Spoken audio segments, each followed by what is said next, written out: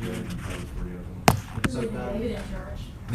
sometimes they like That double one book, Sunday. right? I'm glad nothing like got burned up or, exploded. Right? I was the only one here that Sunday.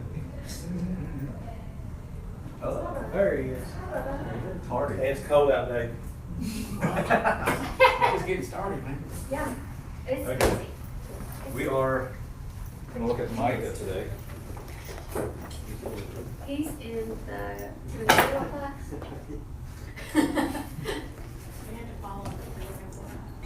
Have to remember which monitor property He's on it the, is. he's on the move.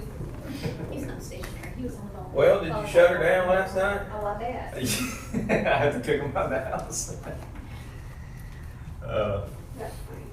No, I don't know, like it was probably like 10:30, maybe. And we were just so tired. I guess it's because we had that Halloween party the night before. Not before. We were pretty dead. Hey, Chang, sorry, we were late. you're not watching over any kiddos? No, not tonight, it's not my turn. Kim. All right, looks like we got everybody except for the. That's fine. Yeah. Listen to breeze, rare. I didn't see them at all. Are the camps out of town, or are they sick? I felt like Hiram's out. He's in Alabama. He's away at a meeting. I bet she went, if I was her, I would have went with him. Well, I mean, Catherine's with the kids aren't at school today, so I'm wondering if They I would've went. probably went. I would have went south. yeah. It's cold. Just an FYI, if you all wanna add to your prayer list, Kelly Arnold had a anaphylactic allergy thing this evening. And at like 6 o'clock, not 6, maybe more like 5:30, they were on their way to the ER. I mean, she was with it and they had been to urgent care and she like had an EpiPen. So she was well enough to tell me that. And then Heather Oles is really not doing well. Heather isn't? No, she's had some episodes of, like dizziness and slurred speech and I think this has been since the baby's been born. And she had another one today, so she had a call into her doctor when I talked to her at like 4:30 this afternoon. I haven't heard any more from her. Rhonda's staying with her. On the highway to Nashville. It's what Yeah, they say about that girl. definitely. Yeah. She had like a 7-hour migraine today following that episode, so it has been really. Right. I'll text Rhonda and say, highway to Nashville. I wish you would, I please, will. because I don't wanna say, there's things going through my mind, I'm the nurse, I don't mind this. so, but I don't wanna scare her to death, but I'm just saying. you're right, do it, okay, good. So anyway, just to, if we could keep them in our prayers. So Kelly was like an allergic reaction. Yeah, and Kelly's kids have some pretty significant like food allergies and they usually have an EpiPen anyway because the kids have had some anaphylactic episodes. But I don't know that Kelly herself ever actually has. I mean, I don't know that she's not, but.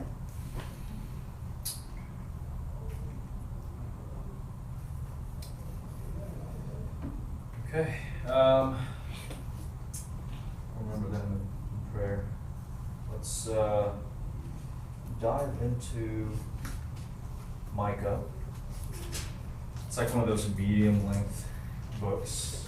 It's not too long, at least relative to Hosea. But it is a good chunk. So I don't know if we'll be able to read the whole thing. Maybe if we speed through it a little bit. But they took forever. No, I'm just kidding. But we'll go through that. So, just the background of Micah. To start with, Micah lived in a town named Morsheth, and that was in the southern kingdom of Judah. Hello, welcome. Party. we just need Daryl and Lori now. They'll show up like 20 minutes late. Yes, he lived in a town named Morsheth, and that was in the southern kingdom of Judah. It says, we can read in chapter 1, verse 1, that Micah was a prophet during the reign of Jotham, Ahaz, and Hezekiah, kings of Judah. Which puts him around 750 to 700 BC. And he also was a contemporary of Isaiah, the prophet. And we're going to see a cool thing later regarding that. The northern and southern kingdoms, obviously, as we know, they've split a long time ago, and then, but they were both violating their covenant with God, and we've been in here long enough to know what that means. And specifically with Micah, he lived during a time of prosperity, really for both nations, and his message to his people kind of revolves around that. Right? He accuses them of unjust economic practices, the rich taking advantage of the poor, the whole 9 yards regarding just general civil injustices going around. It's always the case where, like we said, if you deviate away from God's word, deviate away from God, you're going to have powerful people in positions of authority, of wealth, taking advantage of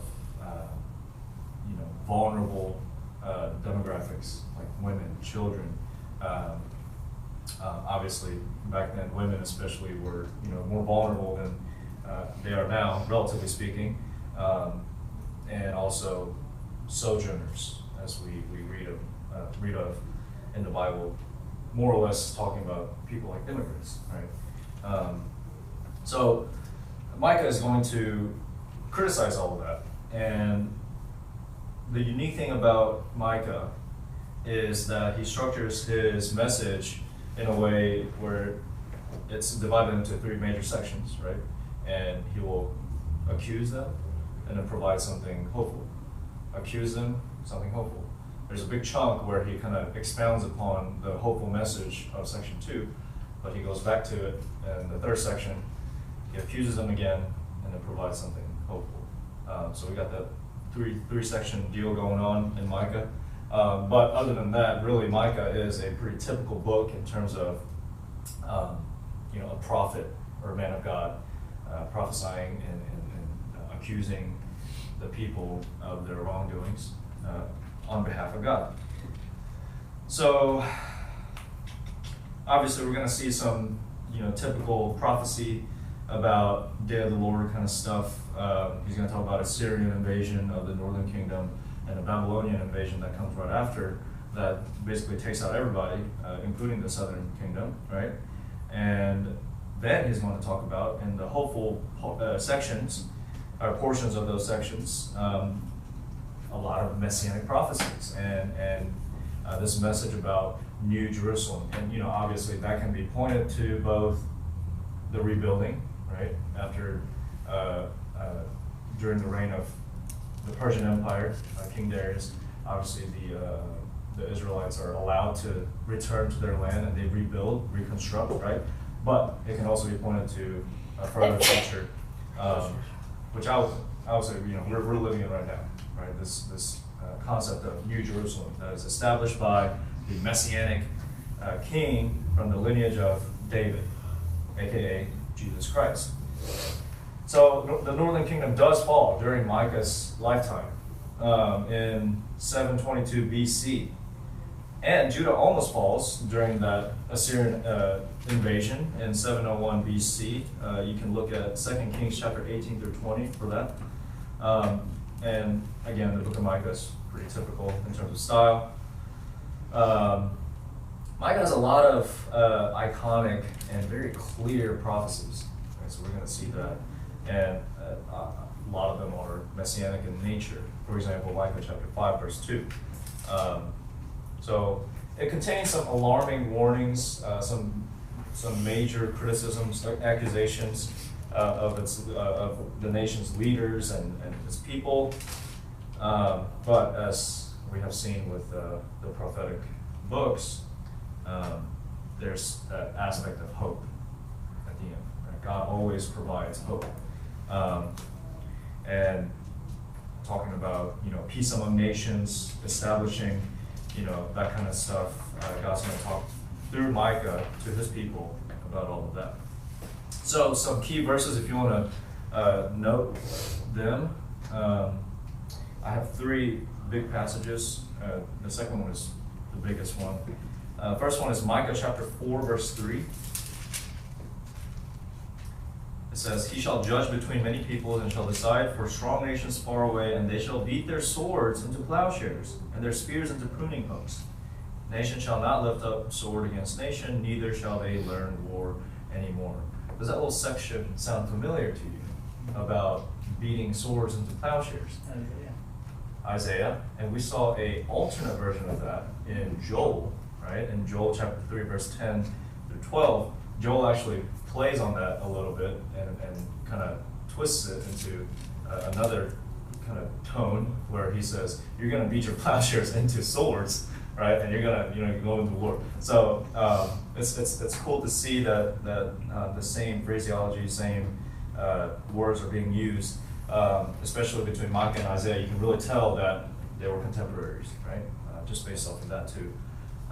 Then we got Micah chapter 5, verses 2 through 5a, like the first little bit of verse 5. It reads, "But you, O Bethlehem Ephrathah, you are too little to be among the clans of Judah. From you shall come forth for me one who is to be ruler in Israel, whose coming forth is from of old, from ancient days. Therefore he shall give them up until the time when she who is in labor has given birth. Then the rest of his brothers shall return to the people of Israel. And he shall stand and shepherd his flock in the strength of the Lord, in the majesty of the name of the Lord his God. And they shall dwell secure, for now he shall be great to the ends of the earth, and he shall be their peace." That is, you can't get any clearer than that in terms of messianic prophecy. It tells you the place, it tells you who's coming, it tells you how it's going to happen, all that kind of stuff, right? Makes you think, scribes, Sadducees, Pharisees, people who studied the scripture extensively, they knew about this. They knew about these texts. This was their Bible, for the Jews. So it makes you think, did they not know, or did they ignore, right, for their own selfish? Herod even asked them the question. That's what they Exactly. They used that scripture. Yeah. Exactly. So not only is his prophecy here very impressive, because he, like hundreds of years before Jesus is born in Bethlehem, not only does Micah name the city, but there were two that were called Bethlehem. And he specifies that which Bethlehem it is. Bethlehem Ephrathah. It's like, there's no shadow of doubt there. Just pretty clear what's going on. Yeah, I mean, if you remember, there's that blank page between Malachi and Matthew. That's 400 years right there in the intertestamental period. And if you account for the fact that this is 750 BC, I mean, that's it was a even lot before the Babylonian captivity. Exactly. So already, I mean, it's very cool. It's very cool. God knew what he was doing. It was all in the plans, and you see glimpses of that. It's also cool to think about how, for example, the people who Micah spoke to, when they heard this, they must have thought, oh, well, I mean, what does this mean? I mean, are we going to see somebody come out of Bethlehem? Obviously, that didn't happen in their lifetime, right? So they were left wondering all their lives, when is this going to come true? And then now we have the privilege of, all of this having been revealed to us already, and we kind of see the full picture retrospectively. But some of these people who lived during the time of Micah and all these other prophets, they were wondering, how is this going to come into play? And but even for generations after that, and the people who were alive, who were Jews when Jesus was born and began his ministry, they were also looking for this. These were the promises that their faith was founded on, and they were looking, and most of them still didn't. They're staring right at Uh-huh. the fulfillment of the prophets and the law, Yes. and yet either ignored it or they just didn't catch it. In some cases, I think it's because they didn't really look deeply enough. Because you'll see, like a lot of the times, they'll say, you know, does a prophet come out of Nazareth? And they'll say, you know, well, anything good come out of Galilee? You know, that sort of thing. Well, they knew that's kind of where he grew up.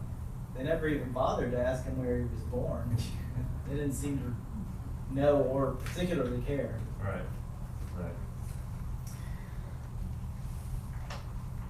I think part of the reason is, you know, Jesus wasn't the Jews wanted a warrior. They Yeah. wanted a king that was going to take back, basically, a physical kingdom, establish a new Jerusalem. Jesus was nothing like that. You know, he subverted every kind of expectation that the Jews had for the Messianic king. So perhaps they thought, it can't possibly be Jesus of Nazareth. Even though everything points to him, it can't be him because he's not going to fulfill that the way I want it to fulfill, or want it to be fulfilled. And last little section verse is Micah chapter 6, verse 8. It says, "He has told you, O man, what is good, and what does the Lord require of you, but to do justice, and to love kindness, and to walk humbly with God." So, pretty famous verses there. I think that one is also really extra good, you could say, when you put it in the context of the two verses that precede it. Yes. Because the two that precede it ask the question, what should I come before God with? What can I give him? I could give him all these burnt offerings, thousands of rams, 10,000 rivers of oil. You could even give your firstborn. But is that a worthy sacrifice? Is that enough? And 8 answers that question. He's shown you what's good. He wants justice, and he wants mercy, and he wants you to walk humbly with him. We're kind of visiting this theme throughout the Bible of this misconception that God only wants, you know, rigid, legalistic sacrifices and rituals. And while all of those, you know, God requires, you know, I mean, you look at Leviticus, Numbers, Deuteronomy, all these, you have, you know, laws, right? And God does require those to be carried out, but oftentimes what we miss is the heart behind, right, those things. And we get into this rut of, here, let's just do X, Y, Z, and then God will be satisfied without doing some introspection on, hey, what am I really doing this for? You know, am I just doing this to do them, or am I doing this because I really love God and I want to please him, and therefore doing justice, being righteous, all this kind of stuff. You know, those things you can't write, you know what I'm saying? You can't like write them down in laws. The laws were just shadows of what those were supposed to reflect in our lives overall as we did those laws. Sometimes we kind of get that twisted. Right? So God does not want sacrifices. He wants contrite hearts. He wants our hearts more than he wants or just rigid, ritualistic religion kind of deal, right? You see that again here in Micah. Okay. I don't have time to read all of Micah. So let me just go over the outline if you want to kind of make note of those. Maybe it'll help you as you read Micah for yourself and do your own personal study. I have Micah basically divided into 4 major sections.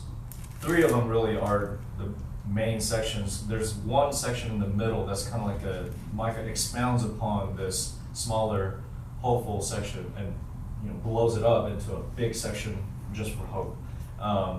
So really, if we count them up, 4, but 3 in the sense of you got this structure of accusation or warnings, and then followed up by hope, restoration, things like that, good stuff. So the first section is from chapters 1 through 2.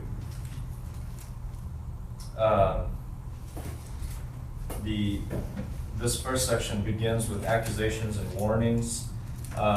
It's talking about God making an appearance once again, much like it's like a reference to Exodus chapter 19 and 20, where God reveals Himself, right, to the nation of Israel. But this time it's a different play on it. God's not here to establish a covenant like He did back in Exodus. He's here to judge His nation because they have been unfaithful, right? They have been constantly violating the covenant that they were in with God. Major cities He names, Micah names, that are kind of culprits of rebellion. They're almost like representations of the entire nation. Places like Gath, Beth Le'afra, Shapir, Zaanan, Beth Ezel, Marath, Jerusalem, Lachish, Moreshet Gath, Achzib, Mareshah, and Adon.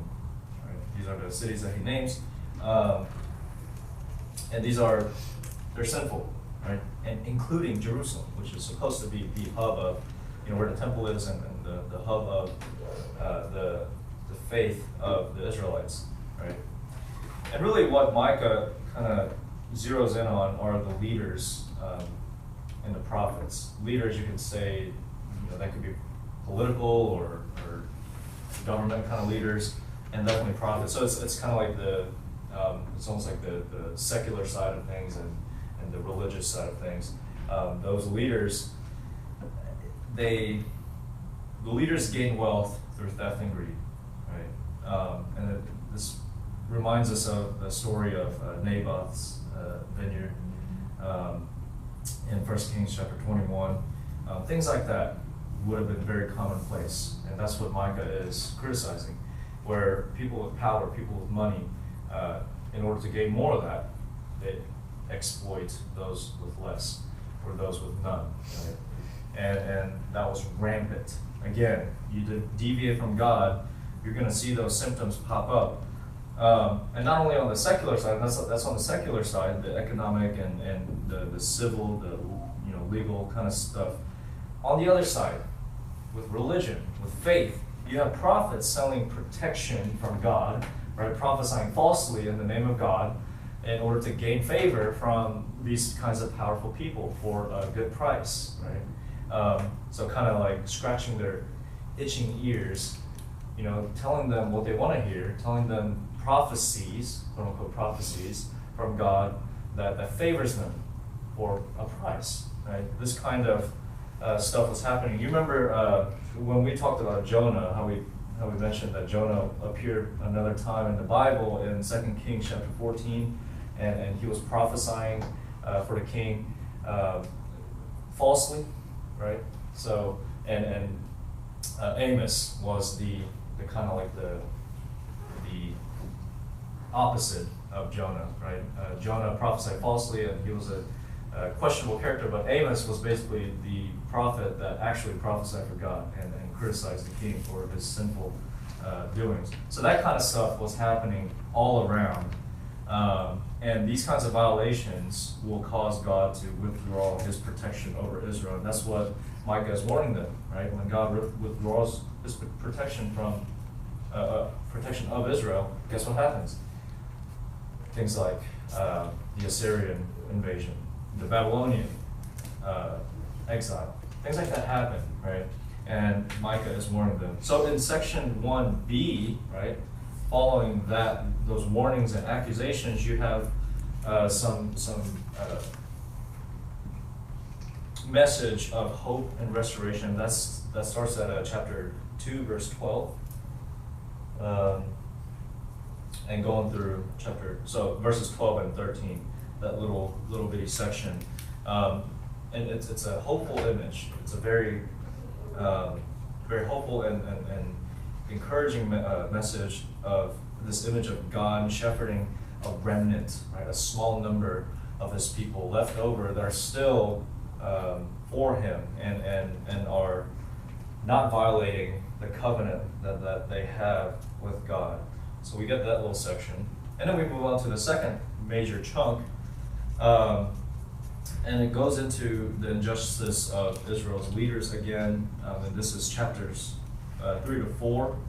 The first little part of 4:8. Again, the injustice caused by the rich and the greed is it's a direct violation of the law, right? This wasn't just an abstract thought, right? This was God has commanded them to do certain things or not to do certain things, and they were violating those laws specifically, explicitly in their greed. For example, if you look at Leviticus chapter 25, verse 23, let's look at that real quick.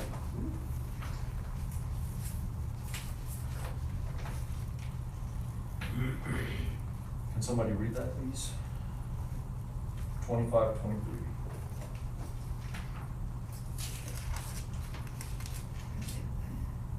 The land, oh, go ahead. Jinx. Go ahead. The land shall not be sold permanently, for the land is mine, for you are strangers and sojourners with me. Okay. And Numbers 36, 7. Numbers 36, 7. So the inheritance of the children of Israel shall not change hands from tribe to tribe, for every one of the children of Israel shall keep the inheritance of the tribe of his father. So there's this idea of that the people really didn't own the land because it was God's, right? But that concept was just thrown out the window, and people were not only selling land to each other that violated God's decree, but also taking people's land forcibly or using underhanded methods, kind of like Naboth, right? So again, this is not an abstract, feel good kind of thing. No, this is something that has been commanded by God explicitly, that was being violated by people of power, people of wealth, leaders who were supposed to be leading the flock, leading the people towards the right direction. So this kind of depravity and departure from God, obviously, Micah is saying it will lead to this disaster in the future. That being the Assyrian invasion of the northern kingdom, and they plundered some of the southern kingdom too, but also the Babylonian invasion following, taking the southern kingdom too. And again, at the end of this section, we have this this message of restoration of the temple. Right, the warning of this section concludes, right, with an image of the ruined Jerusalem temple, but Micah declares that this will not be permanent.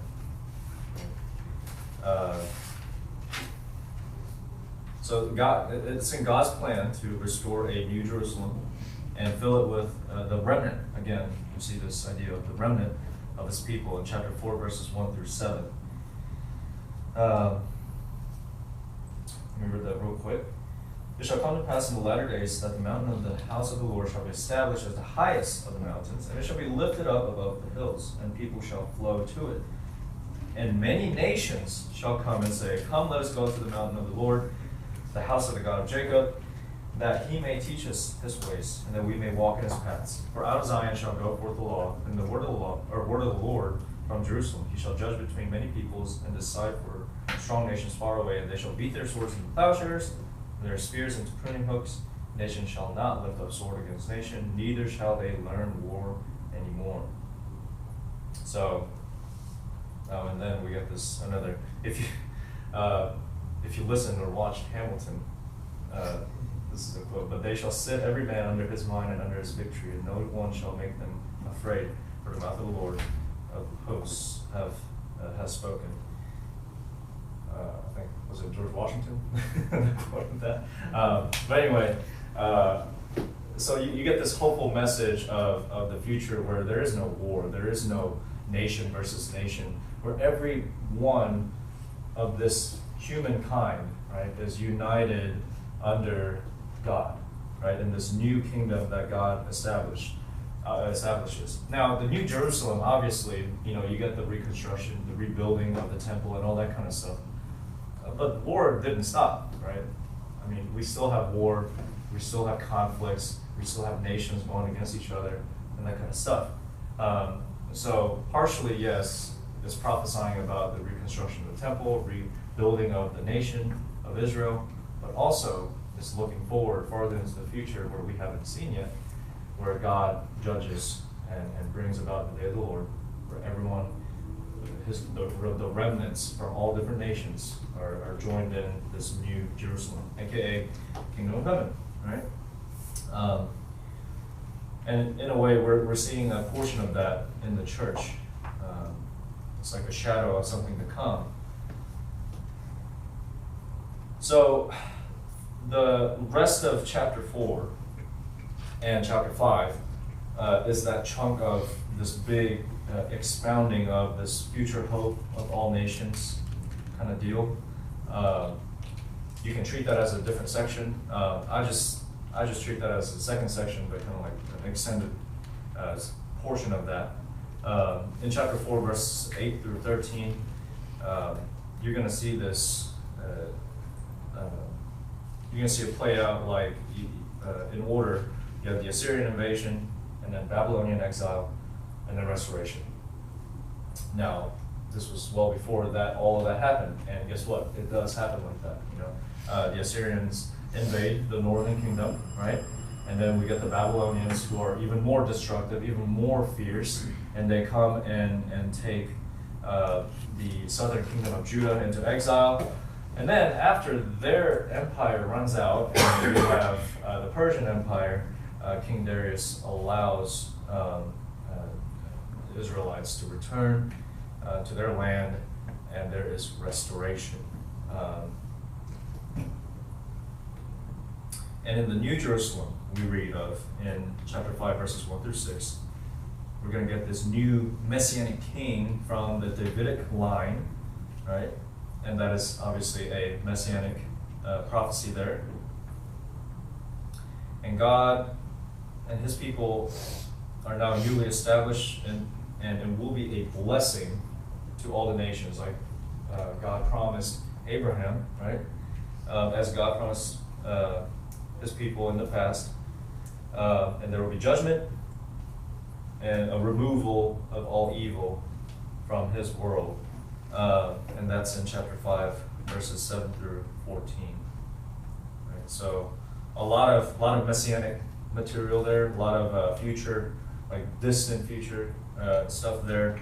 Kind of hard to miss, right?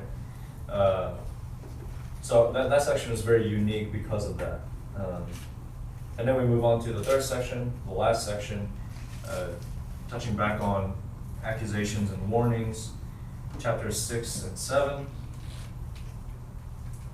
Micah returns to the initial structure of, accusation and then hopeful message at the very end, and accuses Israel of its unjust economic practices motivated by greed, and he is saying it's destroying the land and its people.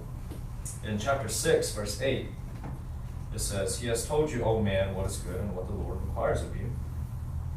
Oh, sorry. "And what does the Lord require of you but to do justice and to love kindness and to walk humbly with God?" Right? One of our key verses. So God wasn't asking a lot from these people.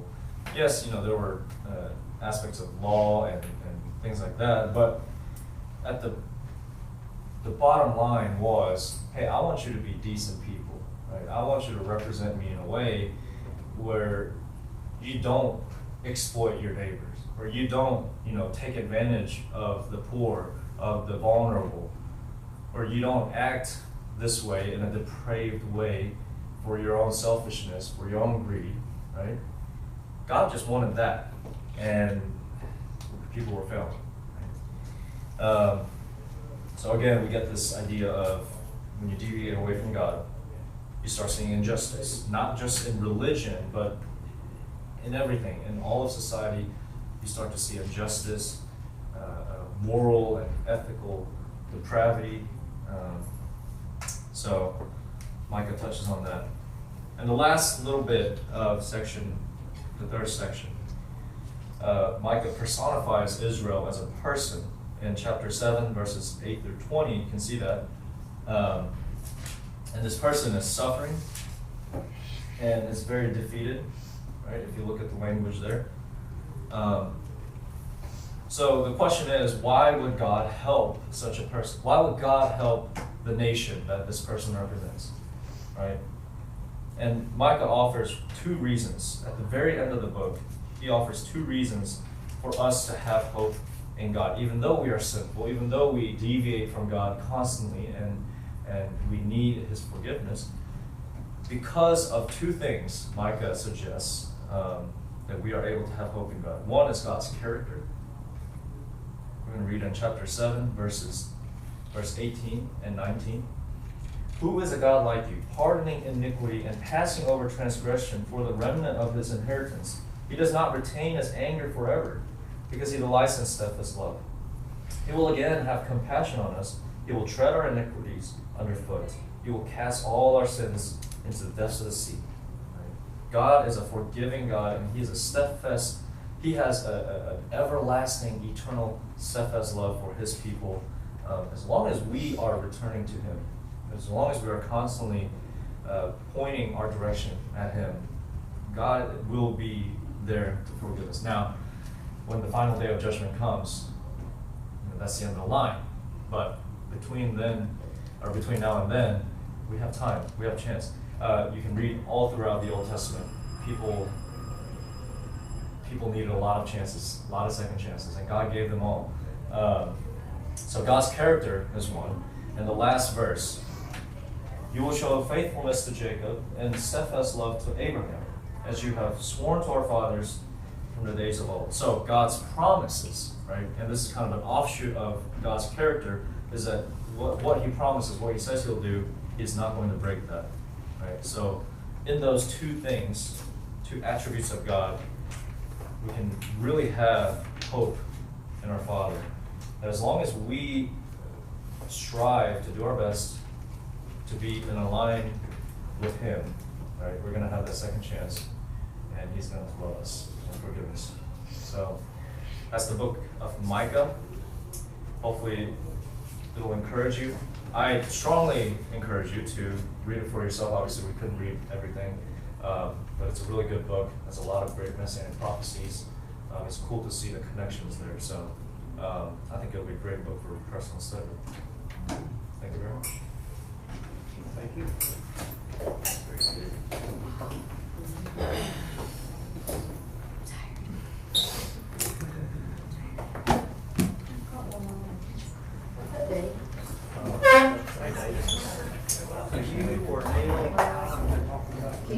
Yeah. What day is Yes, that? ma'am. February. I think so. I think we'll be on. Got Rachel Malcolm's gonna be there at some point. Rachel Weeks gonna be there at some point. They changed breakfast too. We have not talked about it yet.